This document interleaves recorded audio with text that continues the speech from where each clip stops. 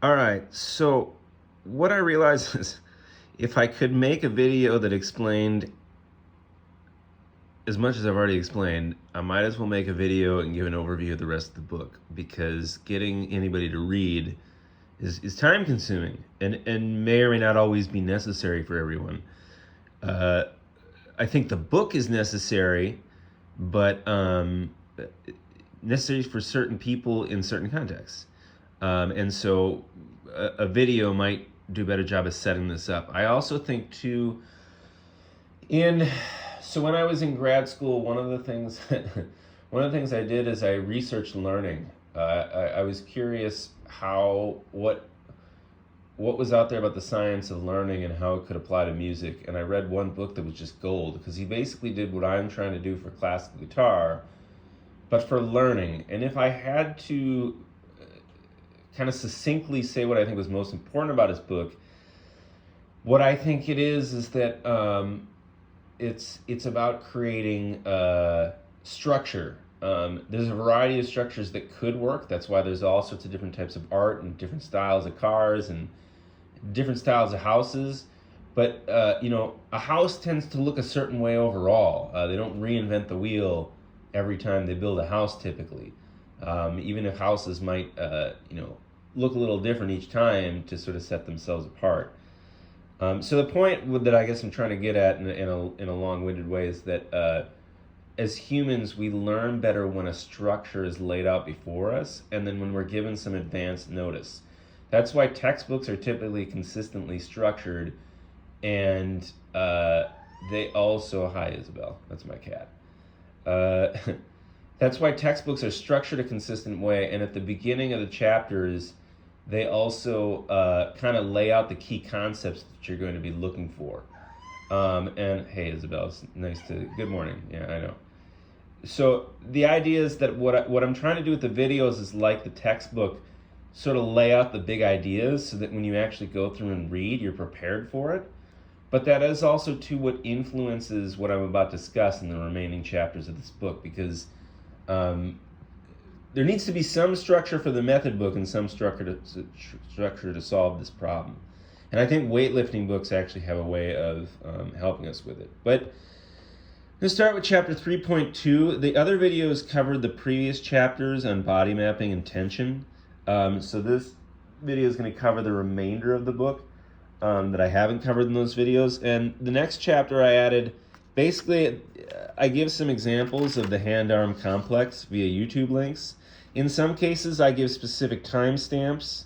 As you can see here, 216 is a good place to look for Gabriele Bianco using the hand-arm complex. But there's also some cases where it's just so obvious that I don't even bother.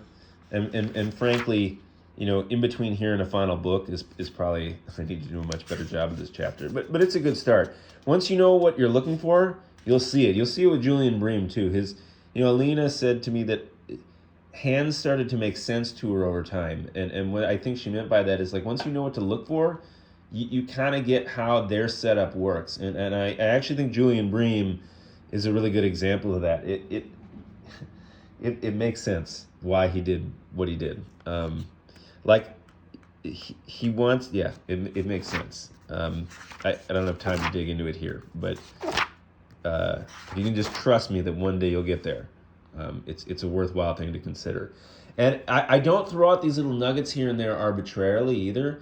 One of the things that has helped me over the last 5-10 years of working with Renee intermittently and then consistently over the last 4 years is people kind of tell me what their experience was like, and then I have an aha moment later, and it's like, oh yeah, that's what he was talking about. But anyway, so chapter 4 is the structure. So we've kind of talked about the importance of structure,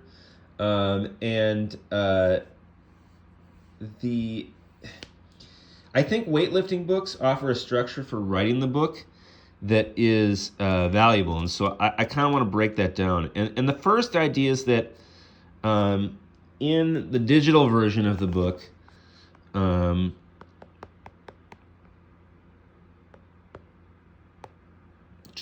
sorry about this. I should have had this open before I made this book package, PDFs. So in the book, there is a chapter of anatomy and technique vocabulary, and some of it isn't useful for the book. You have to remember that when I was doing this, I didn't really know what I needed. What is useful is that starting, so here's all the body mapping stuff, and that's all kind of in this section, and I kind of start it in bold here, and this isn't a good way to organize the book. I want you to be able to follow it now in the video. So this is the section on the body mapping. These are all the joints and their motions. What I've written for the book is actually much better done, but there's a lot of information. And then there's some other stuff in here about sitting position. But what I'm trying to paint you a picture of is I have this one section of just technique vocabulary that I think you might need. So what I learned, so I went through all these different method books, and I pulled out everything on how they talked about using the body and how they talked about their learning process, like what they do when they actually sit in the practice room. And I gathered everything on the body and technique in one big document, and then I gathered everything on practicing in another document. And so the idea here is, this is why the analogy I always use is a toolbox. Imagine you have this toolbox with all the tools you could possibly ever use to build a house, and you also have instructions on how to use the tools, and you kind of start by working your way through the toolbox, and then you always have your toolbox there. And if you run into a situation where you're like, what are my options, you can refer back to the toolbox. But the toolbox is also a nice setup. There's value in having everything laid out, for as difficult as it is to put all this together and as anal as it is. There's value to be exposed to all these ideas. I think there's something about the way we learn where you're introduced to a concept, and then later all of a sudden you go, oh yeah, I have that tool. You learn all the different, there's a section in here just dedicated to bar chords. There's actually depending on how you define bar chord, there's between 5 and 10 variations of the bar chord. And so what I did is I put all the bar chord variations into this document. And I actually do an example of this in the chapter here. If you look here at this section, it says these are all the different ways that you can mute a string. You can use a free left-hand finger, you can use a free right-hand finger, you can use the back of the thumb, you can use the thumb pad. You can mute a note, and also, you're preparing for the next note that's going to come on that same string. For the bar chords, I'm not going to go through them all, but there's this huge list of bar chords I made. And the point I'm trying to get across here is, if you had all this stuff in one spot, and somebody could kind of read through it, then they kind of be introduced to it. Versus now, all this information is spread about in a bunch of books in people's heads. If it was just in one spot, it would be much easier to teach and learn. So that's what that chapter, and it's not in the physical book, but it's in the online one. That's what that chapter is about regarding the anatomy and technique vocabulary. It's like getting all this stuff in one spot. And once I did that, I was able to use Excel. I think I did this in grad school. No, I definitely did. Well, I did this in grad school, but then I put it into a spreadsheet later when I was studying with Renee here in Milwaukee. But the idea is that you have a list of all your techniques broken up by groups, and you can also put them in a progressive order.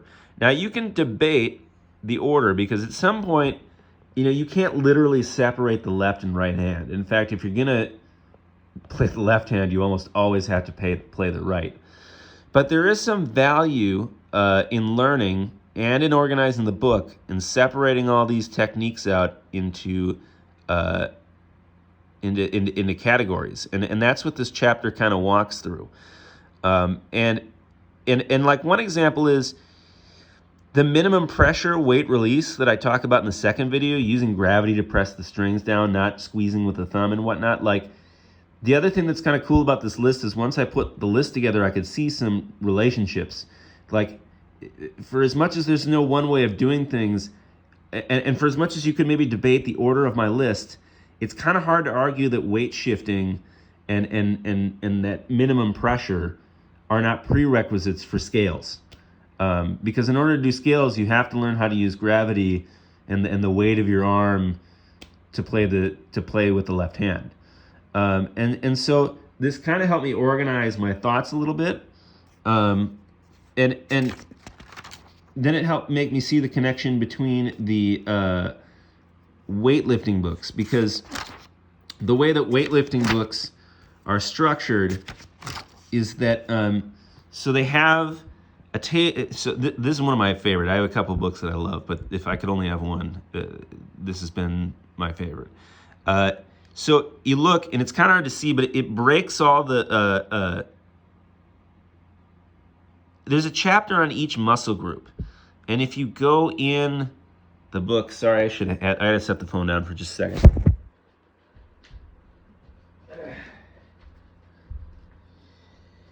If you go to each chapter of it, I know you're just hearing audio, and this is not my best presentation, but if you go to the chapter on chest, you can see all the different ways of doing the chest exercise.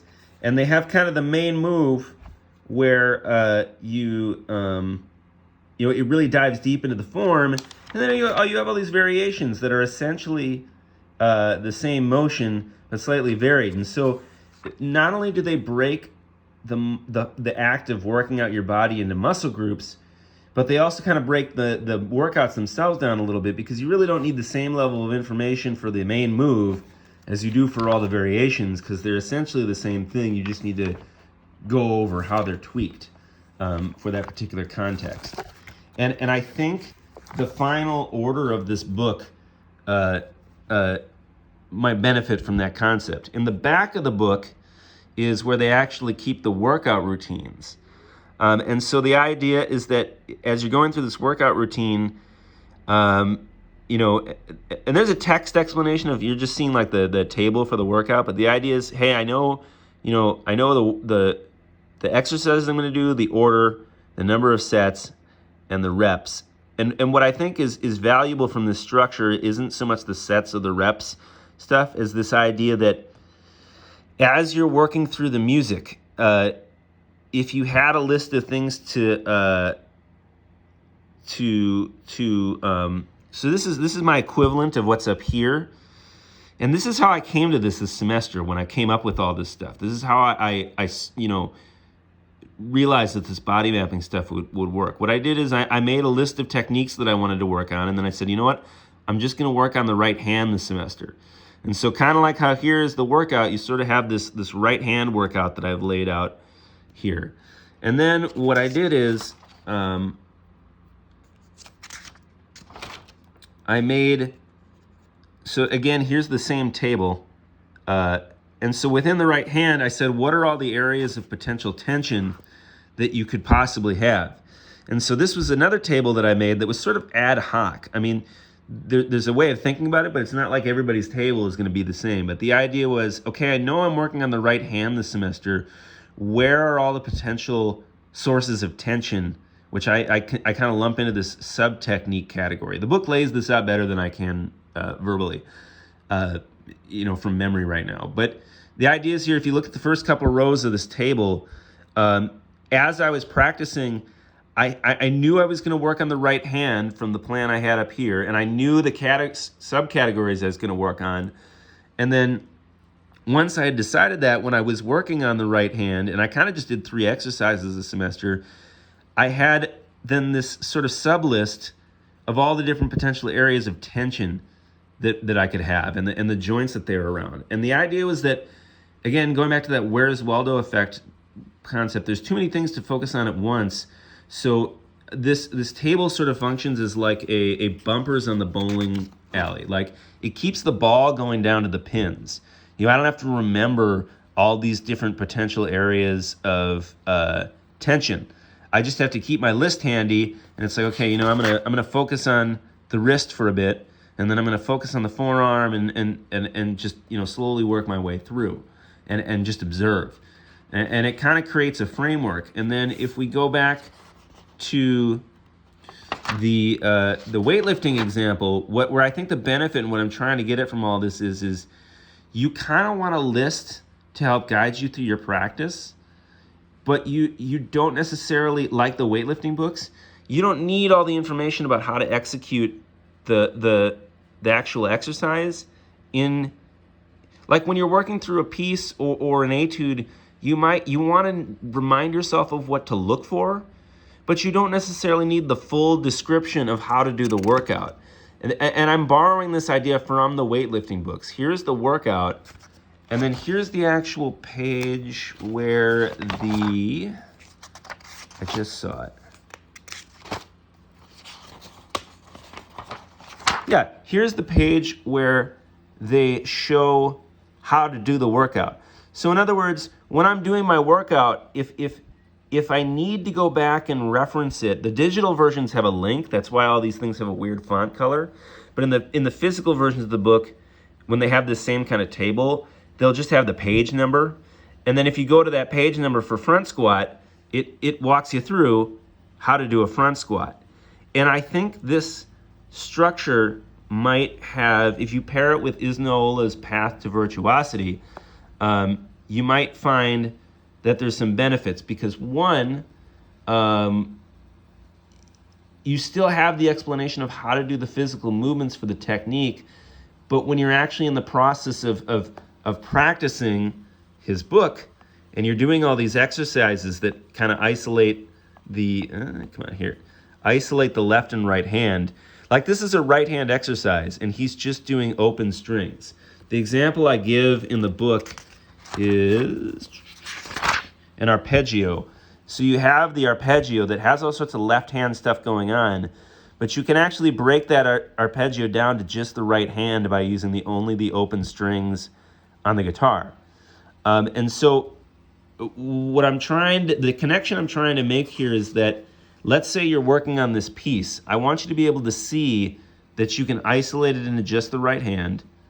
And then if you need to know how to move the right hand, just like in the weightlifting book where you have the workout and then you actually have the sections with the explanations of the exercise, if you're in a same situation where you have a piece, you create an exercise from it, but you need some guidance on how to work through it, then you go back into then you go back to the book, to these chapters that are these there'll be just like there are chapters for each muscle group. There's going to be a chapter for each category of technique.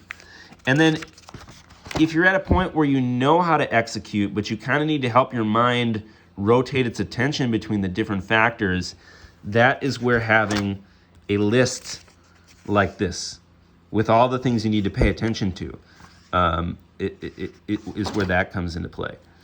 And again, zooming out a little bit more and thinking big picture, I'm trying to create a system for connecting.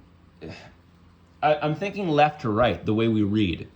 And this is sort of metaphorical, but think if you start in the left with a list of all your possible techniques, and then you move to the right where you have a list of those techniques, and then you move to the right again where you have sub-techniques, all the areas of tension and little things you need, the angle of the fingers to the strings and all the stuff that you need to pay attention to. And then you shift the right again and you apply all that thinking to the, Iznaola style exercises. And then you think to the right again to the pieces. I'm trying to create a linear process between all this written text and explanation and actually getting to a piece of music. And I also want to create a process too that's a way of thinking that's a little bit more proactive, because if you look at a piece I want to play, once you're used to seeing this Iznaola, once you're used to thinking this way, where you see the technique exercises in the music, you start to see it in the pieces themselves. I hate to be mean, but I almost wonder if Carulli was just making a right hand exercise here. I mean, once you start seeing the pieces this way, it's just all in there. You can see that all the arpeggio exercises, you can envision what it would be like if you just turn them into Iznaola style exercises. And if a student and teacher have all these techniques laid out in front of them, and they have a list that kind of helps them guide their conversations, they can then sit down and work through the piece together and kind of think through it this way. And it creates a structure for being proactive about how we teach, because right now the way we teach is the student learns something, the teacher has to fix it, and it's always harder to undo what's already been done. And so I think this model will kind of give us a way to break things up. There's also an analytical component too, because you can kind of see in the music where like we have the chords, like this section is one technique, and then this section is some scale stuff, and then I don't think there's an arpeggio on this page, but yeah, like here's some arpeggio. So you can kind of break the piece up like that, and maybe talk a little bit about it before you go into it. The other thing that you can do is you can lay out. So here's Iznaola's. Here's a spreadsheet of all the exercises in Iznaola's book in the order that they're given in. And when you reorder them in terms of the technique that they're focusing on, you can kind of see how I think there'd be some benefit to having a more progressive approach. And again, kind of thinking left to right. If on the left we start with the idea that we have the left hand, we're going to work on extensions, and then we're going to progressively work on more harder extension exercises, I think we then benefit from pairing that with somewhere between 1 and 3 etudes that also work on these. In other words, what I'm trying to get at is you learn how to execute an extension or how to work on finger independence. You do a series of progressively harder short exercises, and then you pair those at the end of your method book with 1 to 3 little etudes that target those things. And if you do all that to a very high level, you don't need 15 method books with all these exercises. You don't need that nonsense in Carlavaro where there's 300 different little exercises like what I'm describing.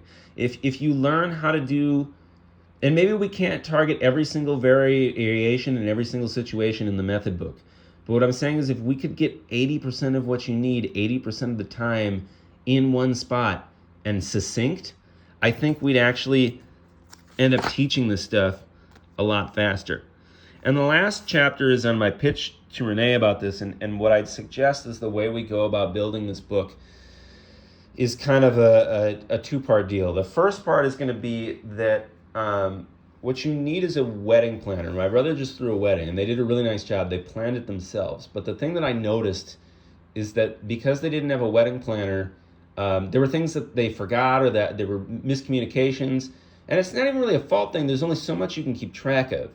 So regardless of who it is, and obviously I'm pitching myself as this, but whoever it is, you need someone whose only concern is to look at your process and to think about the process and to think about the book. That's the first thing. And the second thing is that I think what we need to do is do this process more organically. And what I think would work well is I have a OneDrive where we can save as much content as you want. There's enough terabytes in there to, maybe not the Library of Congress, but you get the point. We can store a lot of information there. So if we leave an SLR in your practice room, we could, as you're teaching, as you think of things that need to go in the book, we just add them spontaneously. So you're in a lesson, you think of something, you flip the camera on quick, you say, okay, this is the concept, this is the name of the concept, you record it, and at the end of each week, I go in there and I put it into writing with images, I document it. The other thing too is if we had like this shared space, I wouldn't have to be the only person who could leave documentation. We could set it up so that you could leave stuff in there if you want to do. Your students could leave stuff in there.